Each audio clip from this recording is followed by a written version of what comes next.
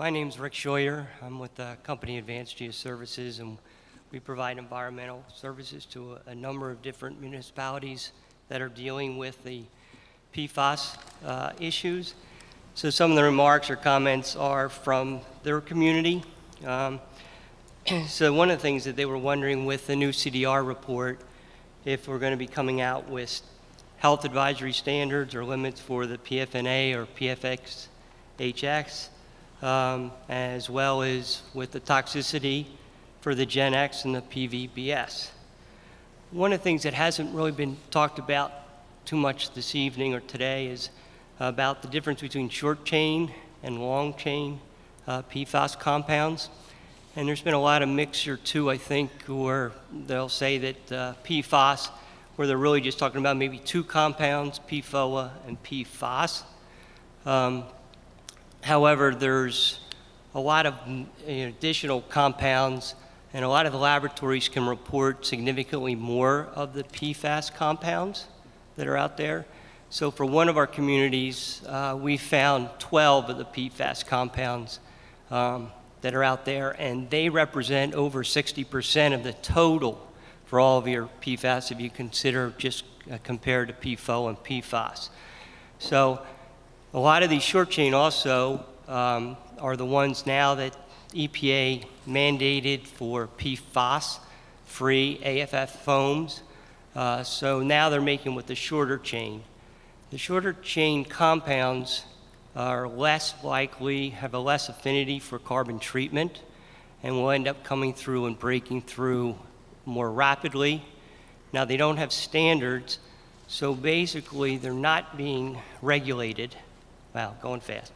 So they're not being regulated, and so one of the things that we'd request is that you extend the PFOS, the total substances that should be reported, so it's more consistent to gather a larger range of the compounds, and we'd also like to then see probably the same approach you did with PCBs and making a total PFOS then standard that would be more easily understood and regulated.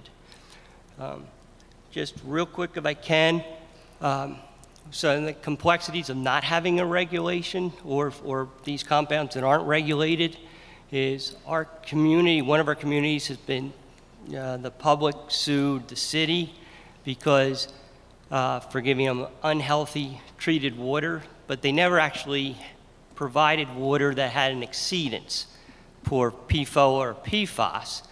When they dropped the standard, they had time to move to a different water source. But now they have a carbon system, and with the regulatory people only want us to look at PFOA and PFOS and not the other compounds. And there's a real concern with the community that they're not going to get really now safe, healthy water because these other compounds either won't be reported or won't look up. Thank you for your time. Thank you so much.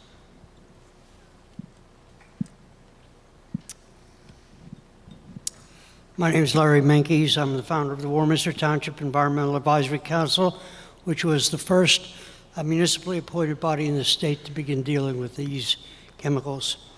I'm here on behalf of my father-in-law who worked at Johnsville and died of gastric lymphoma, my wife who almost died from an endocrine disorder from her thyroid condition, all found here, and I am also, so far, a cancer survivor.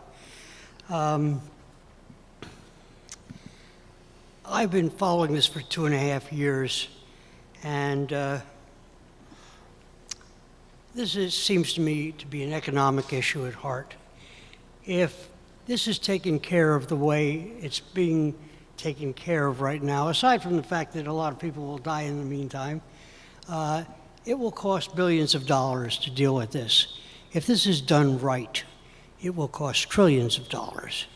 Now, the cost to those of us who are suffering, the human beings that are suffering, the cost is enormous as well. Even though we don't have millions and billions invested in this, our home values have gone down. We've had other issues like extraordinary loss of income. My wife is a school teacher, and lost her job overnight when this happened. We survived bankruptcy as a result of the loss of income.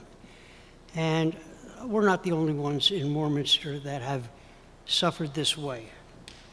You know, in Ronbury, Sweden, in 2013, they discovered a similar situation with firefighting foam.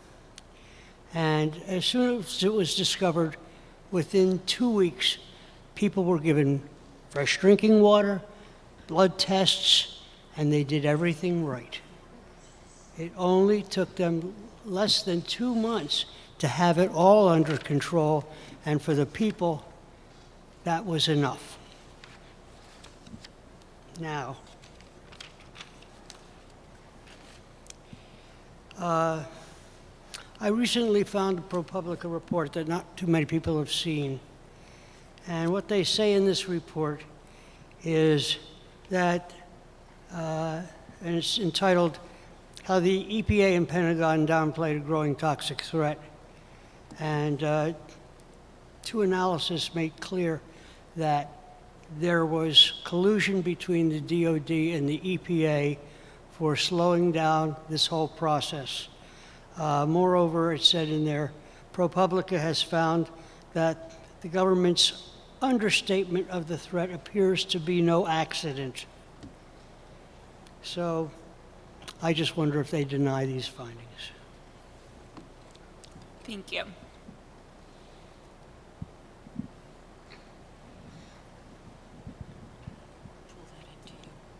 My name is Fred Gaines. I am speaking to you as an elected supervisor of Warrington Township. I'm a professional engineer and life member of the American Academy of Environmental Engineers and Scientists. During the last 45 years, I spent a great deal of my professional career solving environmental problems created by a lack of knowledge of the potential harm that the byproducts of various industrial products would create. Warrington Township is a community of nearly 25,000 people. It is among the many communities that have suffered a significant financial impact from the polyfluorinated contamination of our drinking water. Warrington citizens are incurring a major expense to install citizens that will treat our contaminated water so that it is below the current health advisory limits of 70 parts per trillion, while in the interim purchasing water from a purveyor, the North Wales Water Authority. It has been proven that these same PFAS treatment systems will treat the water to the zero detection limit, albeit at a higher cost. I propose that the federal government reimburse Warrington Township for the capital costs for the additional treatment systems necessary to treat our water supply system for the removal of these compounds. At present, there is no scientifically agreed upon standard for the maximum acceptable limit of these compounds in drinking water. As a result, Warrington Township has elected to be conservative and set a goal of achieving the zero detection limit, the equivalent of the surface water that we are now purchasing. I recommend that if we switch back to our groundwater systems, the federal government subsidizes Warrington Township for the operating cost to treat the water to the level of non-detect, and only if and when a scientifically proven, less conservative standard is set, that the operating subsidies be modified at that time. Thank you. Thank you.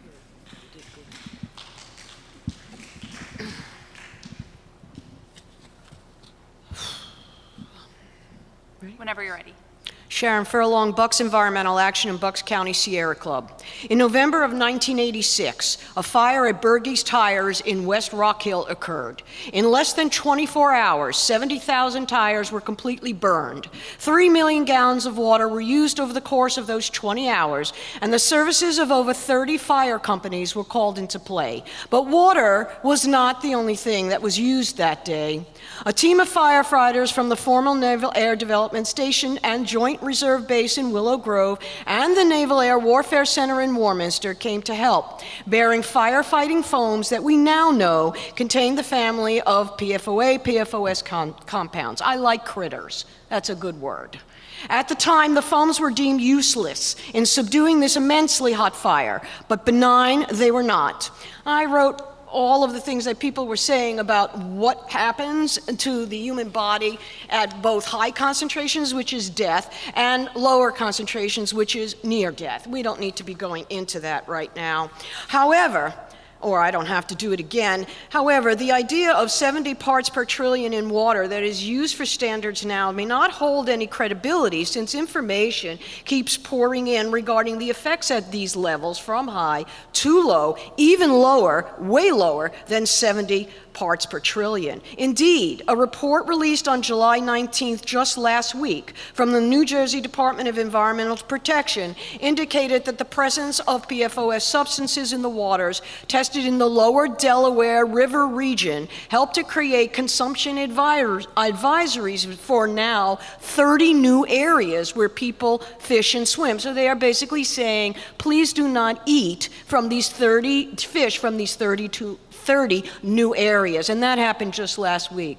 But by the way, what happened at the site of the Berge fire?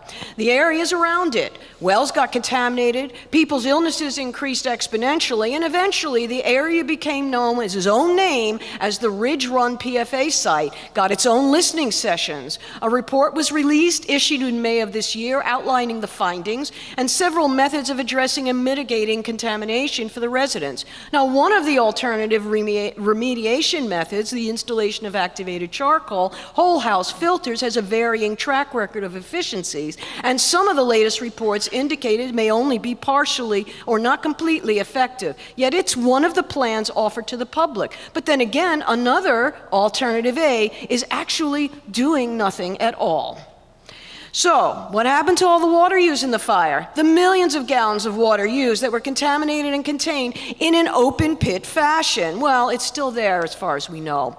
So finally, we at the BEA and Sierra Club are pleased that these listening sessions have been called, but we still worry about this entire procedure and what will happen with all of the information from the stakeholders in this morning and from all of these fine people up here telling you about themselves for 5+ hours or 4+ hours, and in today. In May of 2018, there was an article printed in the Philadelphia Inquirer, which indicated that the EPA and the White House wished to block the report on military water contamination.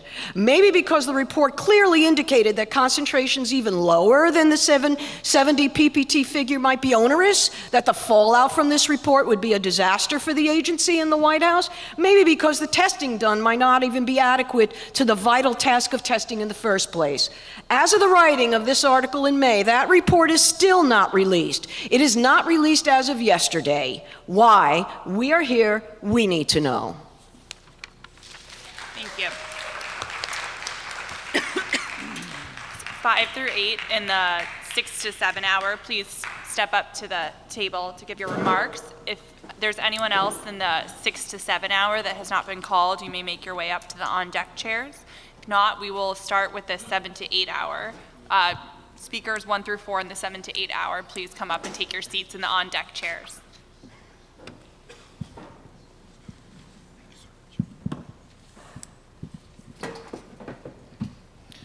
Hello, my name's Herbert Fouch.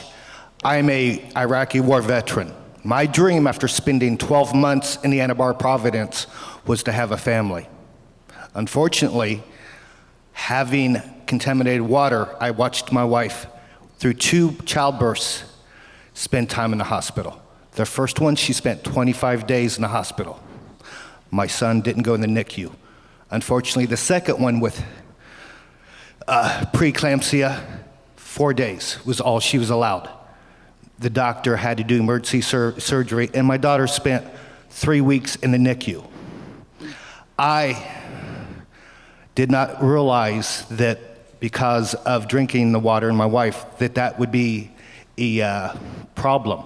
I'm a medic in the military. I know what cause and effect is. My wife didn't. After both children are now healthy, thank God, I had to make a choice. I wanted more children. My wife would have made a choice that would have been deemed unnecessary. I had to have elective surgery so my wife would still be alive, because she wanted another child, and the doctors said no. So when I say this is important to a lot of veterans, we're coming back from war zones. We're drinking our community's waters. It matters. We gave our oaths to America. We shouldn't have to make decisions on our reproduction just because somebody doesn't want to take a test. Somebody doesn't want to pay for protection. We all are citizens of this country. We should be protecting each other. That is all.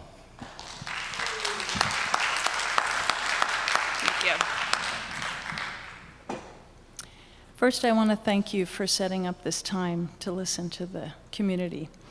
My name is Cindy Jeffus. I moved to this area in 2004 with my husband and 2 small children. We live about a half mile from the base as the crow flies. In 2009, my husband was diagnosed with kidney cancer. He had part of his kidney removed and had further complications that led to him losing months of work. And then 10 years after we moved here, in 2014, I was diagnosed with upper tract urothelial cancer. This is a rare form of bladder cancer. Mine was located in the renal pelvis of my kidney, which is where the urine is collected. I had surgery to remove one of my kidneys, and I had chemotherapy. I also had months out of work.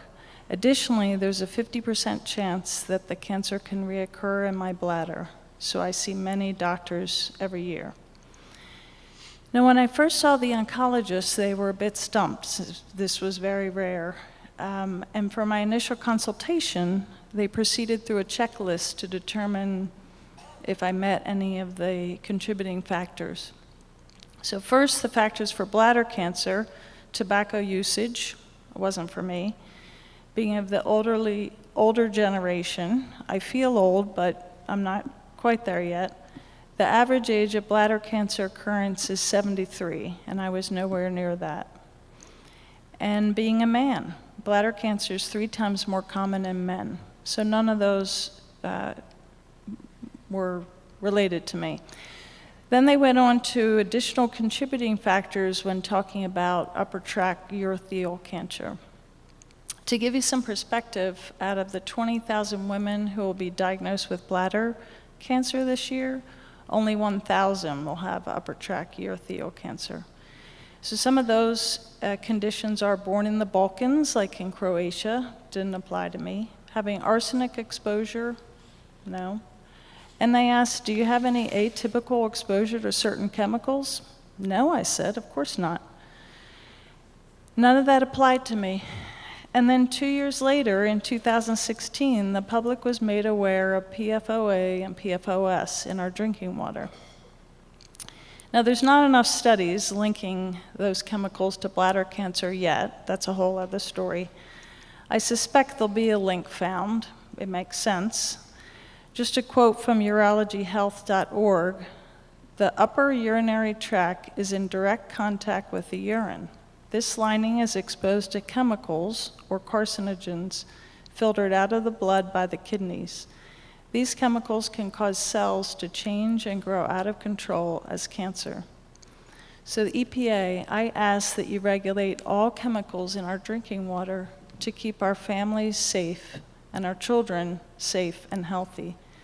These chemicals are toxic, and we need enforceable drinking water standards. We need to prevent more cases of cancer and sickness in our community. Again, I thank you for your time. Thank you.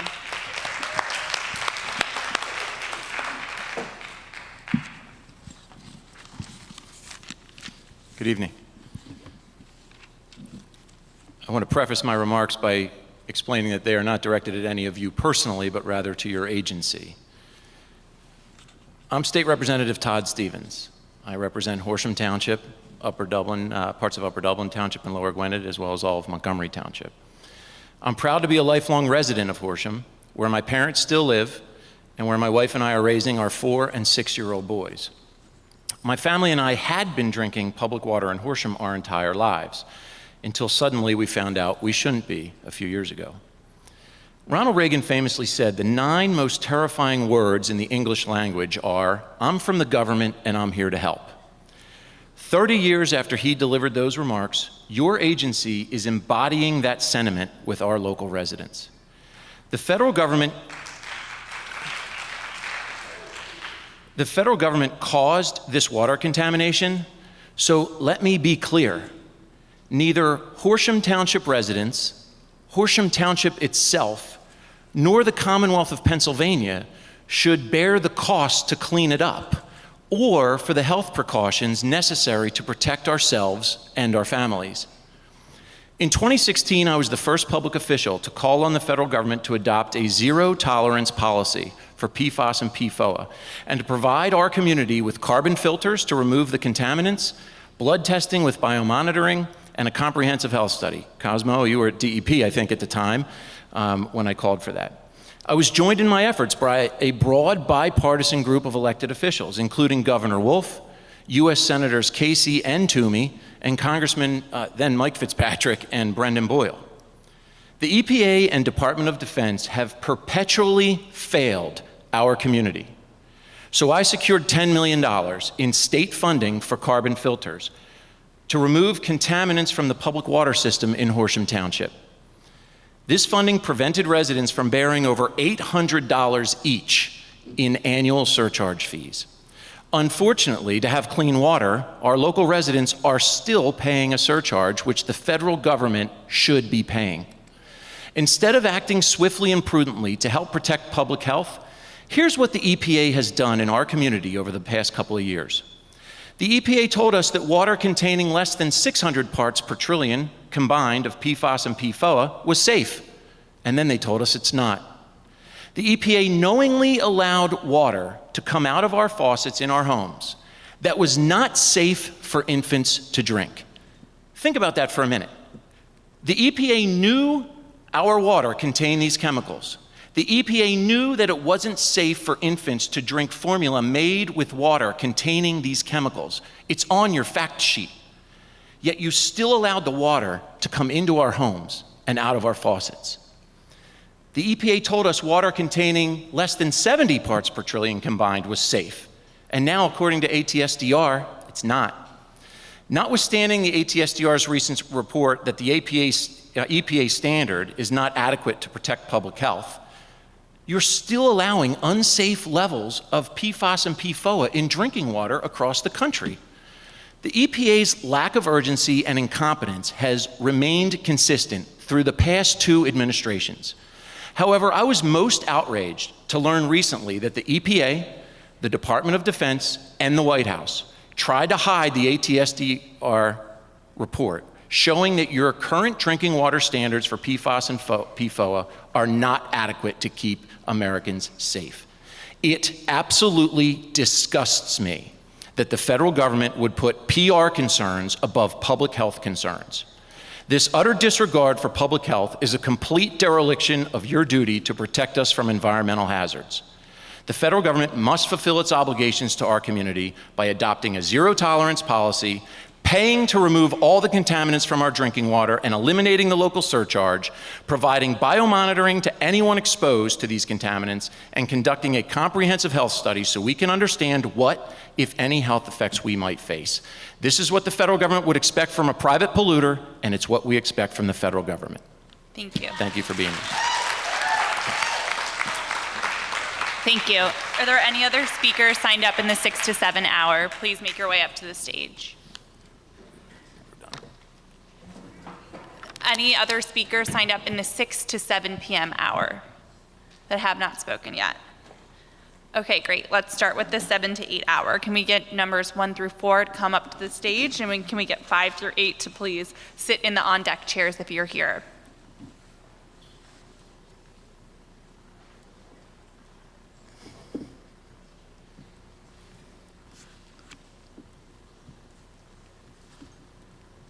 Any speakers in the 7 to 8 p.m. hour?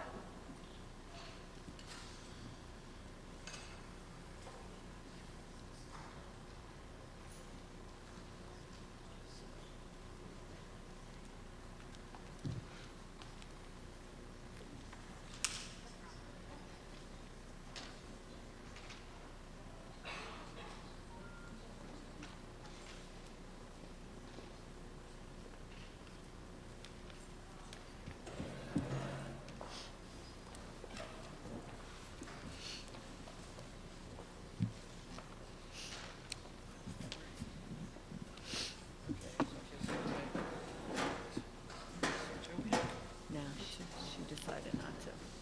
Okay. So I took one. How's that sound?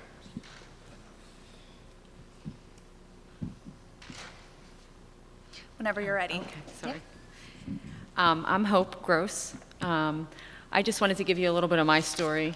You saw some of it, but not all of it. I actually grew up on Kirk Road, lived in Warminster from 1965, I was 1 year old, to 1988. My family still owns their home there. My brother still owns the home. We literally could throw a rock to the base. Our well was in our front lawn, and we had a creek that went from the Navy base into our front and side and backyard. So anything that was on the base literally lives on our property. We were next to Area 3 and Area 8, which were pollution sites, two of the heavily polluted sites on the base. My father died in 1990 of a brain tumor. 3 months later, I was diagnosed with level stage 4 melanoma cancer that spread into my lymph nodes, and I'm lucky to be here today. 3 months later, the neighbor's father died of a brain tumor. Every one of our animals died of tumors. We had about 5 different dogs. My sister has blood clots throughout her body. She's 47 years old. She also has 2 autoimmune diseases. The neighbor's mother on the other side has had autoimmune disease for the past 20 years. She's been in and out of the hospital, and off and on medicines. They really can't diagnose what's wrong with her. I have 2 children. My youngest daughter is missing all of her secondary teeth, which I attribute to some of the chemicals that I ingested. There's studies done that your umbilical cord, the bulk of chemicals that sit with my body, which I ingested most of my life, are passed on to your children as a mother, which you can look into that. That's fact. I'm not sure what she ingested with me, but she literally has no second teeth. So I think that that's insane. I am sickened by the lack of transparency that I have not seen. For 40 years, I feel like this has gone on and nothing's being done. We're guinea pigs. I feel like you have all these people who have been so affected and have had ingested so many different chemicals. Why aren't you using us? And what I'd like to see is an enforceable drinking laws and zero chemicals in our waters. And I know that's asking for a lot, but I'm asking for it.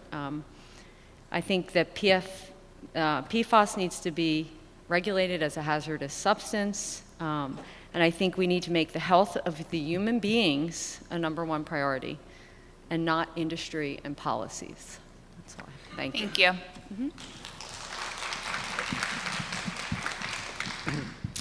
I'm Mark Cooker. I'm in Upper Dublin Township. I spoke earlier. I'm also an environmental lawyer. I'd like to talk about an experience I had in a town called Toms River, New Jersey, that I think resonates here.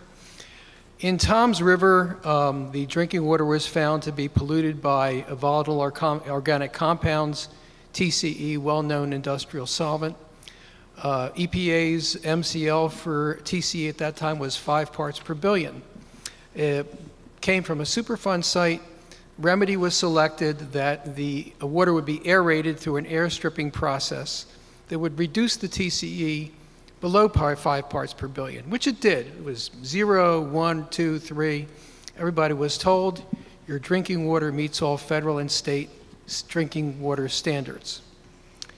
10 years later, the existence of a childhood cancer cluster in Toms River was documented, particularly childhood leukemias. Another study was made of the water, and with increased scrutiny, they identified literally hundreds of unregulated compounds in the water. These were tentatively identified compounds or ticks. They were semi-volatile. They did not come out in the aeration process. And when this was learned in November 1996, the governor of New Jersey ordered the well field shut down, even though the water met all federal and state drinking water standards, because all these ticks were unregulated. Since that well field was shut down, the rate of leukemia among girls in Toms River dropped by 83%. Ultimately, a study showed that drinking water contaminated with those compounds was associated with childhood leukemia. 15 years after my involvement with the Toms River case, I learned that the water in my township was contaminated with unregulated compounds. So I don't think I need to say more. The agency needs to resolve all doubts in favor of protecting human life and health.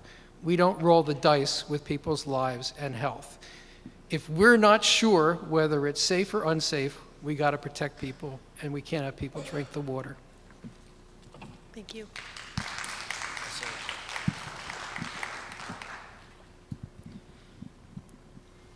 Hello, and thanks for the opportunity to speak tonight. My name is Mike Thompson. I am a newly elected Abington Township Commissioner serving Ward 6. The term Ward 6 doesn't mean much to anybody here tonight, but the communities of North Hills and Ardsley do, particularly North Hills because, as we heard earlier from the gentleman sitting next to me, there's a well in North Hills that's showing elevated levels of contamination. 2 weekends ago, I was surfing social media and came across a post discussing Horsham's boil water advisory that was issued back in June. To my surprise, the last comment that on that thread was a comment regarding PFOS and PFOA levels in the North Hills well. This is something that I was not previously aware of. I took a look at the website that AquaPA had set up. I reviewed the levels in neighboring wells and was shocked. At one point within the last year, the number hit 58.9 in our well, and it never dropped below 29. Water that I had been drinking for years contains elevated levels of PFOS and PFOA contamination chemicals that are known to have adverse health implications. As a father of a 3-year-old and a father of a 5-year-old, I'm upset that I've been allowing my children to drink this water this long without understanding the levels and the risk.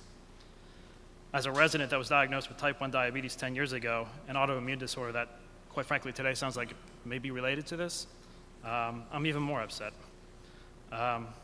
After I discovered this, I reached out to AquaPA. The only advice that they could offer was for me to attend today's session. It is essential that the EPA provides guidance and resources to AquaPA, as well as our state agencies that are charged with protecting our drinking water. It is also incumbent upon our Congress that the EPA, DOD, and other federal agencies receive adequate funding dedicated to cleaning up this mess. And it is critical that the EPA establish a safe, reliable, and acceptable level for PFOS and PFOA contamination. I don't know what 70 parts per trillion means. I just want to make sure that my kids are safe. I want to make sure that I'm safe, and I want to make sure that my residents are safe. Finally, it's also critical that the federal government recognize PFOS and PFOA as a hazardous material so that funds can properly be allocated to cleaning this up. As an elected official, I'm disappointed that I had to learn about the threat to my community from a social media post.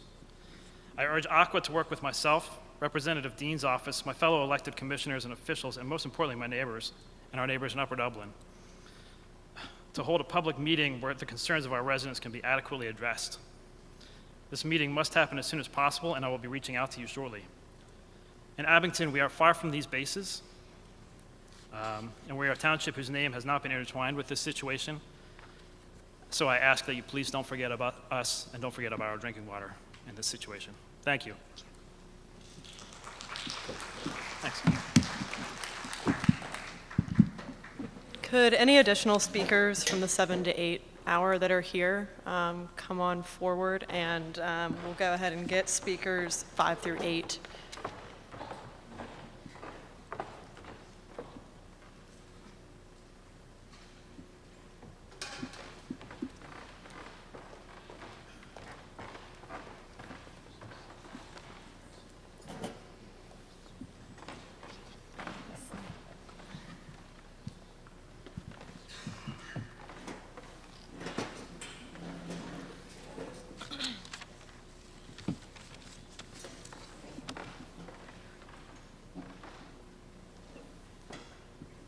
Whenever you're ready. Okay. My name is Clarice Schillinger. I'm a resident of Horsham Township. I also reside here with my husband and 2 children. For the past couple years, I worked for Horsham Township, the Horsham Land Redevelopment Authority, and now I'm with Representative Todd Stephens' office. In my time at Horsham Township, May 19th of 2016, a van pulled in with water, and it created mass hysteria, telling residents that our water wasn't safe to drink and we were handing out bottles of water. Unfortunately, there was only maybe enough water for 20 residents, and the rest of the town was asking me if our water was safe, and I really didn't know or couldn't answer that. But I do know that I've been at a lot of meetings in 2 years, and this is the first meeting hosted by the EPA. A lot of people have thanked you for this meeting. I thank you as well, but I guess my curiosity rises as a Horsham resident as why it's taken so long to talk to you. I'm the woman that picks up the phone every day with the residents crying and upset, and I'm the woman that lives in a community that has been tarnished. People don't believe our representatives, our local government. They think that we're the ones that have hidden something or trying to hide something. In fact, that's not true. We just don't have all the answers. And I'm just asking from now on if we could see you more, if we could have more communication that is understandable and doesn't have to be read by a scientist to understand, or someone that works for the township. The only reason why I know what 70 parts per trillion is because I live it every day. My neighbors don't understand that. I'm just asking that we see you more and that you actually take into consideration the tarnish that Horsham Township was once on the top places to live just right before this contaminant, and now we've been tarnished with bad water and residents that don't believe us or trust us. Thank you.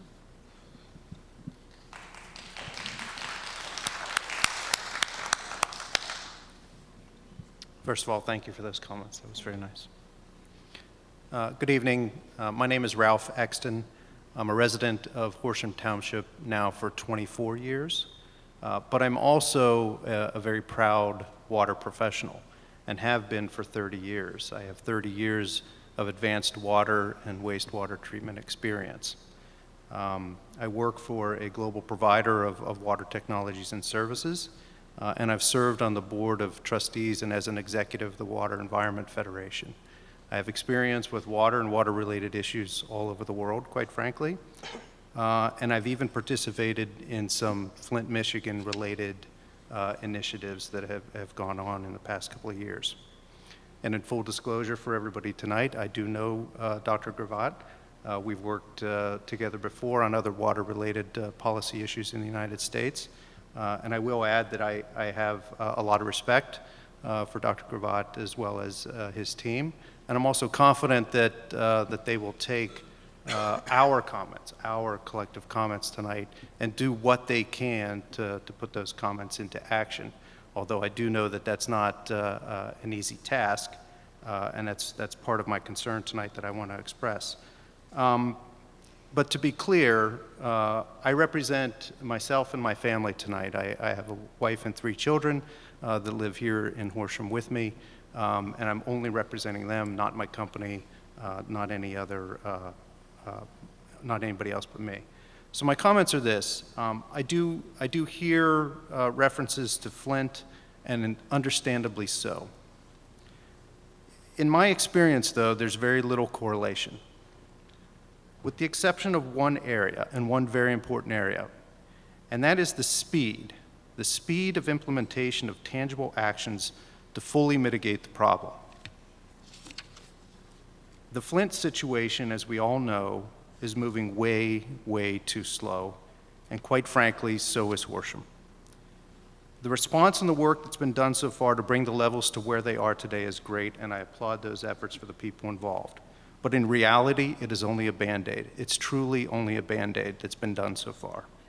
There's so much more that needs to be done, and we cannot let the bureaucracy slow us down, nor can we wait for further studies or analysis.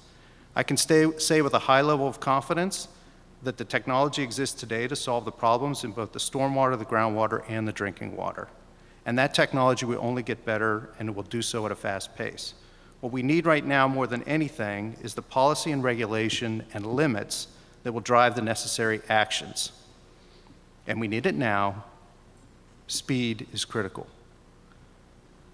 Make PFAS, PFOA a regulated hazardous substance. Treat the stormwater and groundwater on and leaving the base. Officially and aggressively lower the drinking water limits for every military base in the country, even if it's only at a 20-mile radius around the base. Start here, we would welcome that, okay? There's no need for sweeping regulation across the country and enforcement.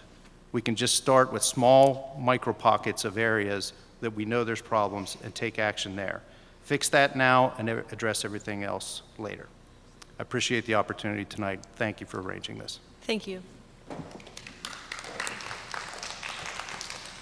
Good evening, and thank you to the EPA for hosting this. I ask any of the staff members of the local representatives, if you're still in the audience, I was here earlier today. This place is a little more crowded than it is now, so it looks like some of the people have left. But I would ask their staffs and the representatives to keep the heat on the EPA to make this happen for what we need. Also, thank you to the residents who showed up. Talk to your neighbors. Okay, enough said. I am a 34-year former employee and veteran of Willow Grove Air Reserve Station. The contamination on our water supply gained attention 4 years ago. During this time, many meetings have occurred, but other than DOD, Navy spending $1 million per well, nothing has been done for the folks who were subjected to contamination in question. Former employees who spent their careers at this facility ingested water from wells that were considered to be off the charts for their contamination levels. Some of these careers were in duration of 25 to 30 years. In the meantime, several of our local communities have experienced health issues that are not explainable under the lack of any health surveys. According to our local news media, manufacturers of these solvents had issues with the solvent where compatibility with wildlife is an issue. We as humans are wildlife, only further up the food chain. DOD and Navy seems to feel as long as they install filters, they are off the hook of responsibility. In the long run, who maintains and pays for the filtering process when those filters need to be changed? I would imagine Horsham Township is anxious to develop areas on base that have been released to them and several properties surrounding the base that have been languishing in stagnant real estate abyss. Several of these properties have taken on the visual effects of abandonment. I believe trust in anybody involved in this needs to be improved, and the current system of doing that is failing. I do have several questions for the panel. Have any animal carcasses ever been found on base since this information became available? Have they been tested? They are at ground zero for possible contamination and would show local effects that could be compared with the data that has been collected over the years. Second question, all employees are subject to Occupational Safety and Health Agency, OSHA, to run their businesses. This agency's mission is to provide for a safe work environment. This has not happened based on what we hear and what we are experiencing. Where were they during all this, and why did they not act? For today, I know there has been talk of health surveys being offered to residents. I hear these surveys will only reach approximately 500 persons. At this time, there is no provision to survey any former employees or veterans. There also is no talk amongst veterans organizations to put this on their national agendas. Myself, I attend the Restoration Advisory Board meetings, and it is not within their realm of thought that these solvents in question have been told our health is not on their platform. They are spending our money to get themselves off the hook. The BRAC organization had the responsibility of Willow Grove, and now that that is closed, have no responsibility for what is left behind. As you know, all local and federal Thank you, sir. We're representatives going to have have to been get to the next contacted, speaker. but not seeing any progress for veterans or local residents or being supported. I am also formulating a resolution in the American Legion to place this topic on their agendas, as this has ballooned to a national level where there are 400 to 600 sites around the country. I have asked before and will continue to ask for all agencies to work together in solving this issue, and I am requesting that these same agencies push health screening for former employees and veterans. I am requesting that the Veterans Administration, which is right up the road here, to take notice of their members and relationship to location of employment.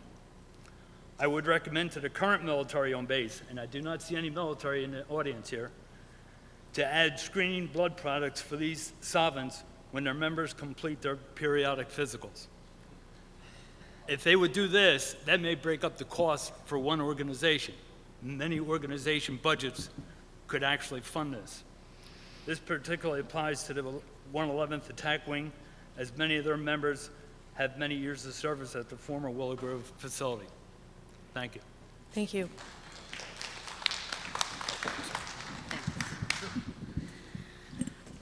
My name's Renee, and I am a cancer survivor's mother. 2 years ago, I came out here to speak on behalf of friends of mine who lost their children to childhood cancer from this area. At that time, I was not aware that these chemicals actually cause kidney cancer. I was standing in line for my turn to speak when it came across the screen that the chemicals are a known fact that they do cause kidney cancer. My child, at the age of 3, we were at Abington Hospital. A doctor looked at me, said, "Your child has cancer. We're waiting for a room to open up at CHOP, and we'd be sending you by ambulance tonight." First thought was, you didn't say cancer, and I blacked out. Second is, why do I have to go by ambulance? I drove here. Little did I know that an ambulance eventually took us to Children's Hospital, where we were met by a team of doctors. They told us, "Your child has cancer. Do not look on the internet. You don't want to know anything. We'll deal with this tomorrow." Next day came, they started running a bunch of tests. They showed her x-rays to me and my husband. They started with her lungs. They counted to 10. They went to her liver. They counted to 6. They went to her one kidney. They counted to 3. They went to another kidney and told us there was a gigantic tumor on it. We were in shock. My child has cancer, my little 3-year-old, yet alone she's full of cancer. My husband looked at them and said, "Is my child going to die?" And they said, "Your child's very close to death. She's about 2 weeks away from it. We are starting chemotherapy tonight." That was the beginning of a nightmare. It was December 10th, 2007. I'll never forget it. She spiked a fever. When your child gets a fever and she's going through treatment, you can't leave the hospital. We made all sorts of new friends. We spent Christmas and New Year's in that hospital with new friends. We cheered in the new year, scared to death. We were scared to death. We had no idea how the year was going to end. Her treatment plan was 9 months of 5 different chemotherapy drugs, sometimes 5 days a week, all day long. Then she got her right kidney taken out and part of her left. After that, she had to endure 11 rounds of radiation from her neck to her pelvis. They had to sedate her every time they did that radiation because she was just a baby. And we would go down CHOP over to University of Penn, and all the adults there would look at us feeling like crap because at least they lived their childhood without fighting childhood cancer. We went through this. It was a horrible time. It was a great time. But again, we had no idea it was the water that caused that. I sat here 2 years ago and found out that I really did cause my child to get that cancer probably because the water we drank, because I thought giving my family water was a healthy thing. We did get a water cooler, but unfortunately couldn't afford that. We lost, of course, our jobs. My husband lost his business. We almost lost our house. We are in a great place now. We spent years in therapy. We had anxiety issues. We had post-traumatic stress. We had homeschooling. We had truancy. We had to be in front of the judge. They're in school. Everything's good. We're having a big celebration in August, 10 years cancer-free for my child. But we still have a problem with the water. A little bit of chemicals is not good. The chemicals multiply. I don't want to give my child bad water. She only has 3/4 of a kidney. I need to know that my water is clean. I can't continue to hurt my children. Thank you, ma'am.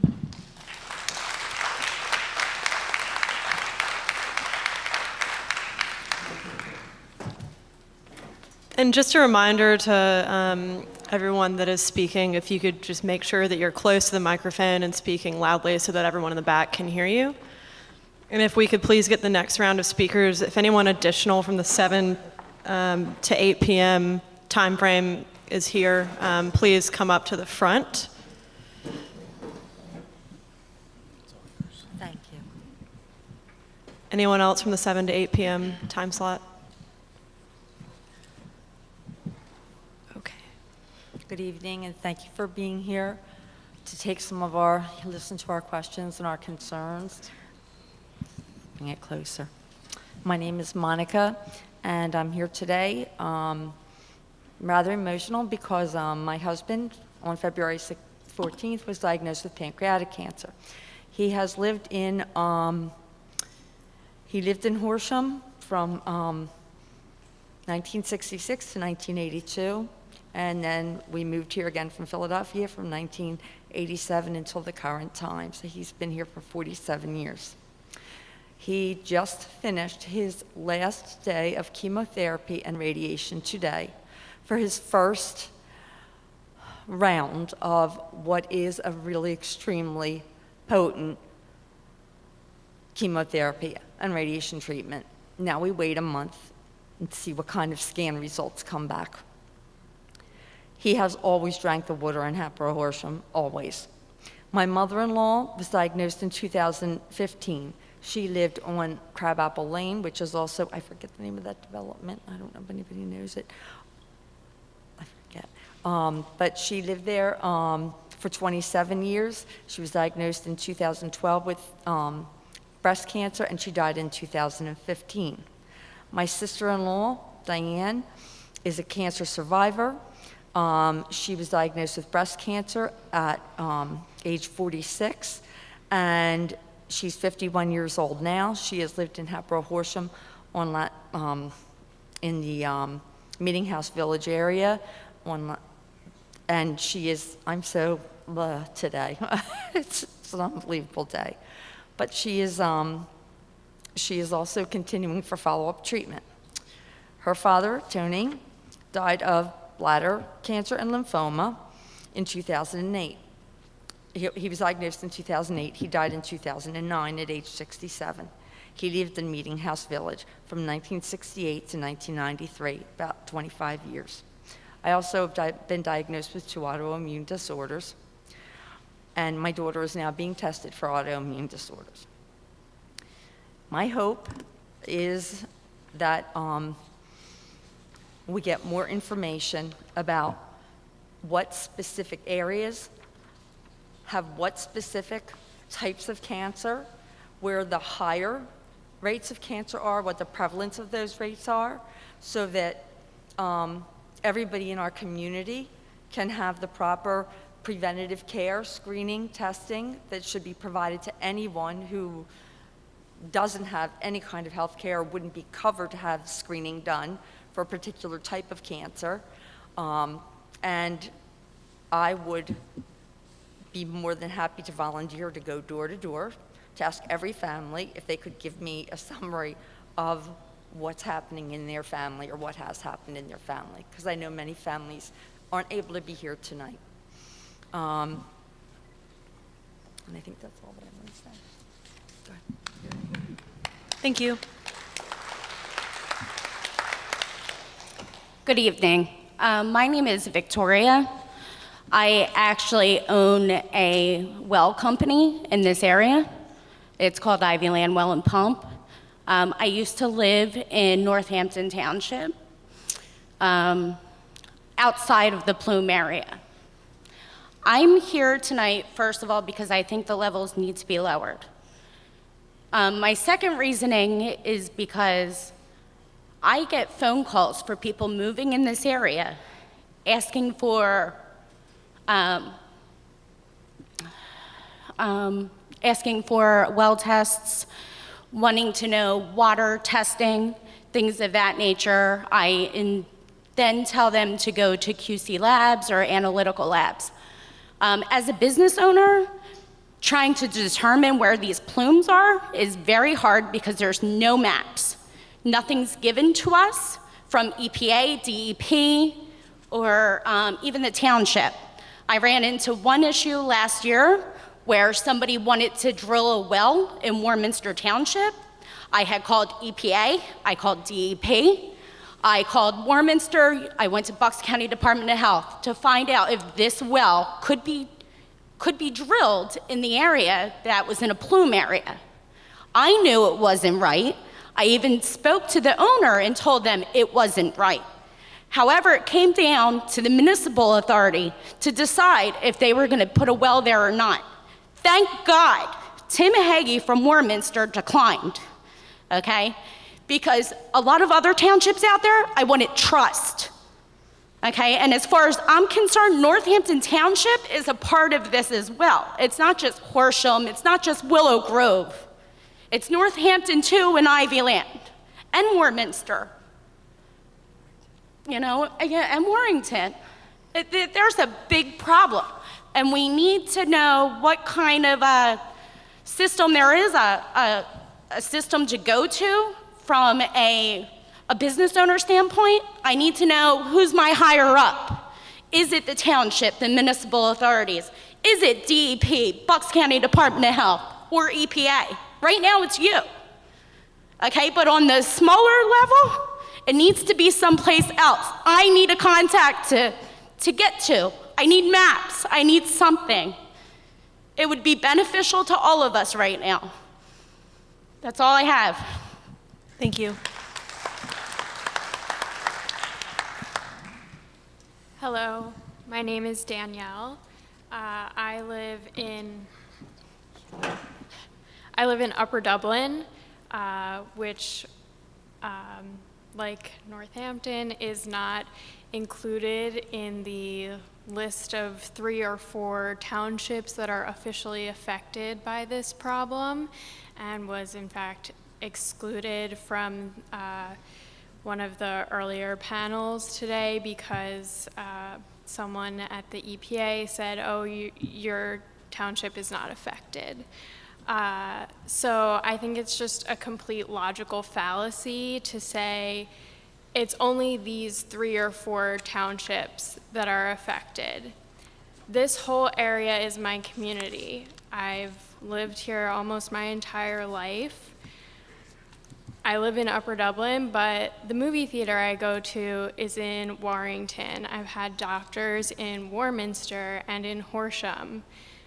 But the fact is that this is also spreading to other parts of the surrounding area.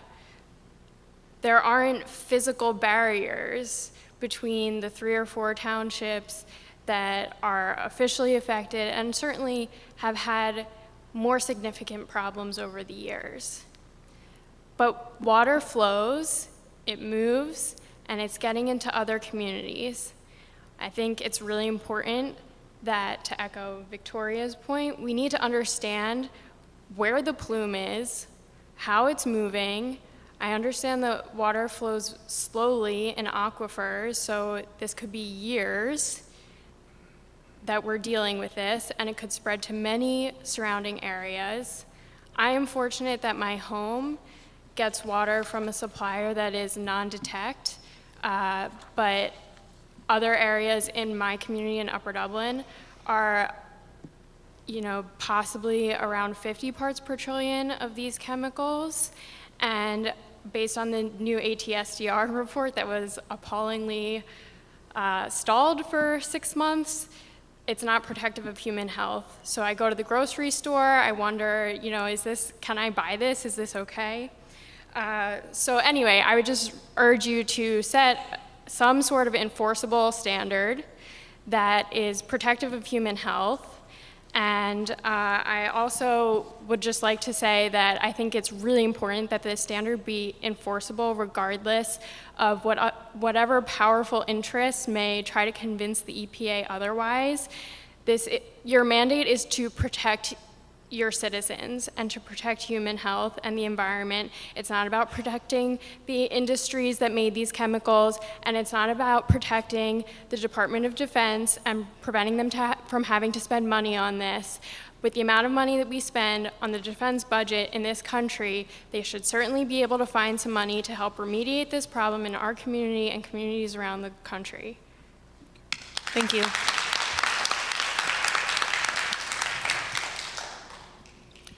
Good evening. My name is Chris Martindale, and I would say that I'm probably one of the keepers of the dumps. I grew up 300 yards from Johnsville Naval Station. I've been on, my home was on a well when we moved into our home in 1965. So as a child, I watched them bury the trash, and then in 1992, I lost my father to brain cancer. Then the Navy decided that they were going to start testing with the foam at another spot, another 300 yards from my home. So all along, we're still drinking well water. I'm the oldest of 6 children. I have 2 sisters. One's got lymphoma, one's got an autoimmune issue. My sister spoke earlier today. I guess what I would like to say is that my family's been the guinea pig of the Department of Defense's experiments. We've gotten no remedy from them. What they did was they offered us township water in 1994. At that time, the PCE and TCE levels in my well were 1,000 times higher than the limits set by the EPA. So domino 1 falls. Domino 2 comes down the pike, and now I'm drinking the water from the public well that's contaminated with PFOAs. So I'm a little distrustful of everything that goes on right now with this whole topic. I don't know who to trust. I don't trust my township. I don't trust my municipal authority. They may be decent now, and I don't mean to disregard Victoria's statement about Warminster's municipal authority, but as my career in Warminster is a letter carrier. So for 30 years, I've walked the streets of Warminster. I've gotten to befriend many of the childhood parents that I've come to know. It's not good. The people that I speak with, the issues that they have, the medical issues that they have. The irony is that there's a well in town that was probably the most contaminated well. It's right down the street from McDonald Elementary, and that well house still sits there. They sold it back to the original property owner. I find it ironic that a well that was so contaminated gets sold back to the property owner, and the house still sits there.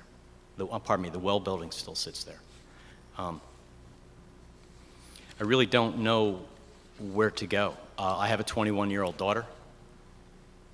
I hope to God that there's no issues with her. My sister has dealt with that, and I just don't trust anybody anymore. It's just a big sham as far as I'm concerned. Thank you.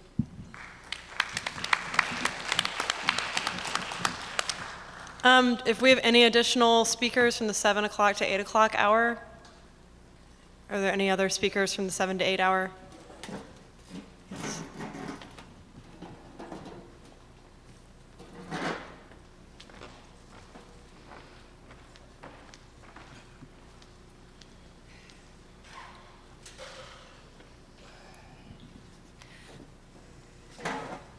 Hello, my name's Phil Steinberg. I live over in the Horsham town area. We moved into the house in 1995. And my daughter was born in 1997. And it appalls me to no end that for 20 years I made her drink water that was contaminated. There is no reason this should have happened. My son was born in 2001. He's drank it all his life as well. 2 years ago, when we had a meeting over at the police station to discuss this issue and how it was going to be mitigated, I believed that the water was clean after that, or it was safe to drink. And it turns out it wasn't. So for another 2 years, my family has been drinking contaminated water. Other people told me, they said, don't trust them, drink bottled water. I didn't listen. I told my wife, I told my kids it was okay. And you all made me out to be a liar. But I expect that from this organization. The EPA has not been honest for years and years. With what happened in Flint, we saw it, and now with this administration and this EPA, we have the worst EPA ever, and I don't see anything being done about this. Just telling us we're going to dilute it down to a certain level is not good enough. We were told 2 years ago that the water was going to come from outside of Horsham until filters were put in to clean up the water. And apparently that's not what happened. Apparently it was just diluted down to this 73 parts per million or whatever it's supposed to be, which was also too high. So for an additional 2 years, we're still drinking contaminated water. It's enough. The EPA needs to worry about the people, not the companies. They don't have to. They shouldn't be stopping reports coming out because it's going to be a public relations nightmare. It's ridiculous. That's all I have to say. Thank you. Thank you. Do we have any speakers from 7 to 8 or from the 8 to 9 block that have not spoken yet?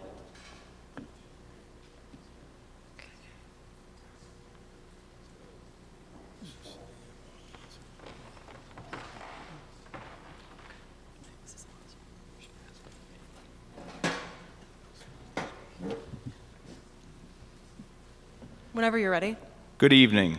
As you know, I'm the Township Manager, Bill Walker with Horsham Township, also a long-term resident of Horsham Township. I had a prepared statement, but you heard all the comments over the last few hours, so I thought I would just talk. I also am raising a family. I have a 5-year-old and a 3-year-old at home.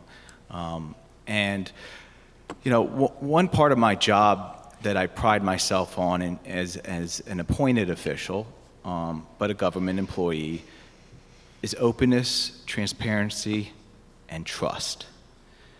And I'm pretty proud to say, being a longtime resident of Horsham and knowing many people in Horsham, the large percentage of people in Horsham trust their local government because we act.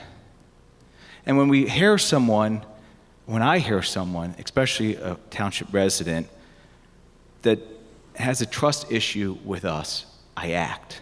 I don't wait. I want to rebuild that trust. I ask you tonight to rebuild the trust. Our citizens do not trust your agency. Our citizens do not trust the Department of Defense in helping us through this.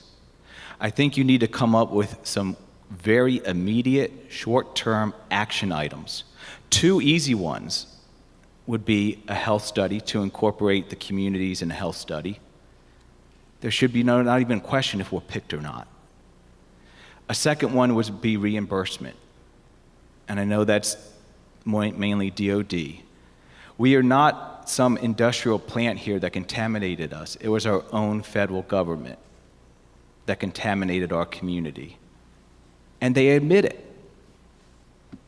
They admit they did it. They came to our town in 1942, and we supported them for 70 years.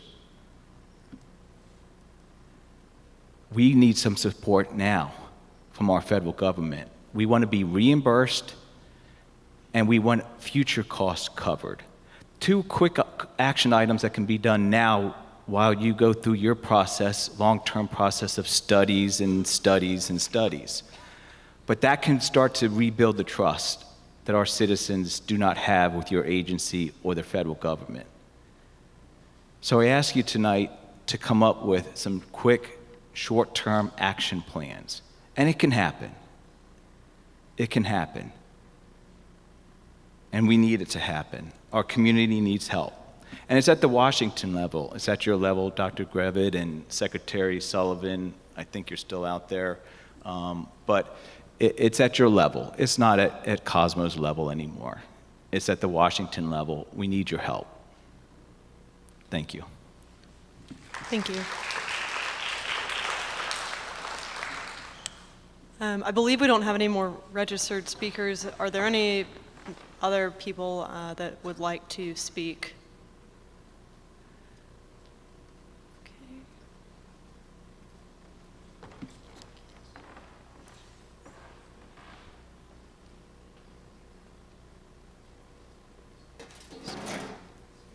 I know I spoke earlier, but I really need to say this. Given the proven level of collusion between the EPA and the DOD, how can we trust anything that you say or plan to do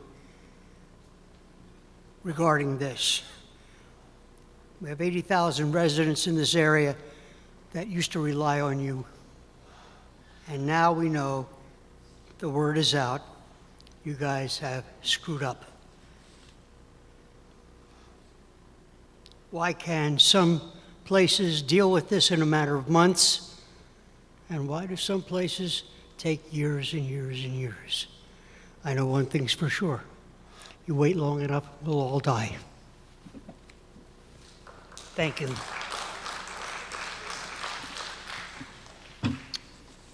If there are no additional speakers, I will defer to my colleagues and see if they have any additional remarks they'd like to add.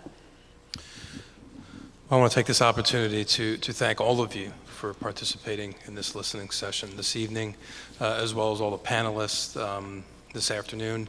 It was a very informative day for the agency.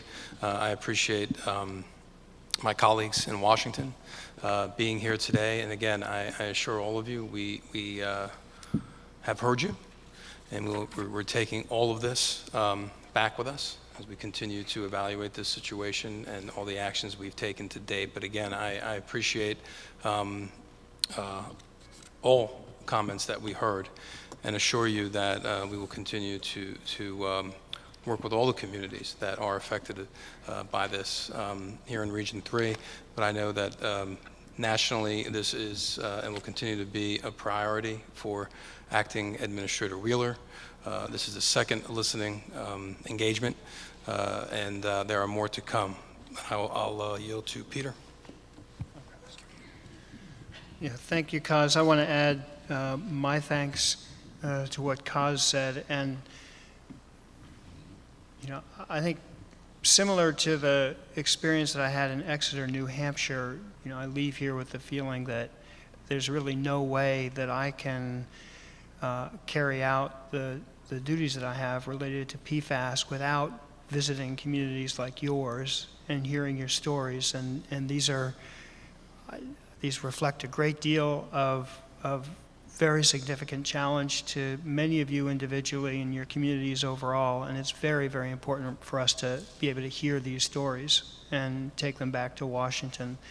It's really not possible, in my view, to have a full appreciation of the magnitude of the challenge without sitting with you and hearing what you have to say. So I greatly appreciate everyone's being direct and forward in their comments and perspectives. And I found the evening to be incredibly constructive, but also incredibly instructive in terms of some of the things that we clearly need to take on here and take very seriously, and the importance of doing this in a timely manner. So I will add my thanks, and you know, I'm here not only as the director of the drinking water program. I think, as I mentioned to some of you earlier, that the administrator has asked me to lead the overall PFAS effort for EPA. That includes work in site cleanup, that includes working with our colleagues in research and development and the regional offices, and certainly the drinking water programs. And I expect to be talking with Mr. Wheeler in the near term about this event